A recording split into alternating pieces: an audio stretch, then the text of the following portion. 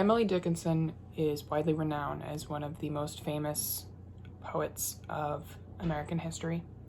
She has written so many different pieces that seem to plague us in every English class, though I shouldn't use the word plague, as they're very meaningful and deep and even relatable to this day, specifically that of "It was not death, for I stood up." In this poem, she tells the reader how she feels inside dealing with her depression and how she can relay that feeling into more of a physical sensation. So within this, she speaks of how she knows she is not dead because she's able to stand up, and people who are dead are unable to stand up, and how she can feel frost and heat, though she is still alive, though it has no meaning, and there's an emptiness and a hollowness inside her, and she's just trying to understand why that is. So with this in mind, we're going to continue to the poem. It was not death, for I stood up, and all the dead lie down. It was not night, for all the bells put out their tongues for noon. It was not frost, for on my flesh I felt Circos crawl, nor fire, for just my marble feet could keep a chancel cool. And yet, it tasted like them all. The figures I have seen set orderly for burial reminded me of mine, as if my life were shaven and fitted to a frame, and could not breathe without a key. And 'twas like midnight,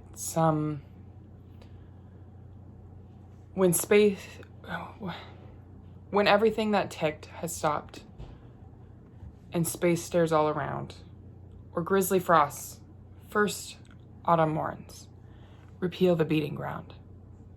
But most, like chaos, stopless, cool, without a chance or spar, or even a report of the land, to justify despair. So again, this was It Was Not Death, For I Stood Up by Miss Emily Dickinson. She seemed to be grieving pretty strongly at this time, and we can feel for her in this way, as her words have a very sombering effect on the psyche.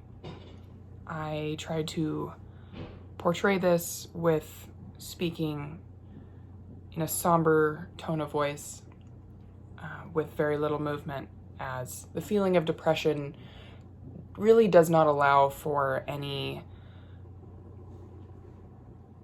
exuberance, in a sense. You really just, it's a sadness, it's a calming effect.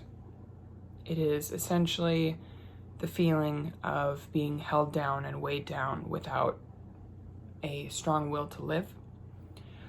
There is a difference, though, between depression and suicide, because suicide is the act of taking your life and being felt like that is the only avenue. And depression is mostly just a sobering effect that makes you try to understand what your will to life really is and why you're still here and what your purpose could be. And I feel like in this poem, she explains that very well. You just don't, you hear the things, you feel the things, you see the things, but you don't understand why it is occurring.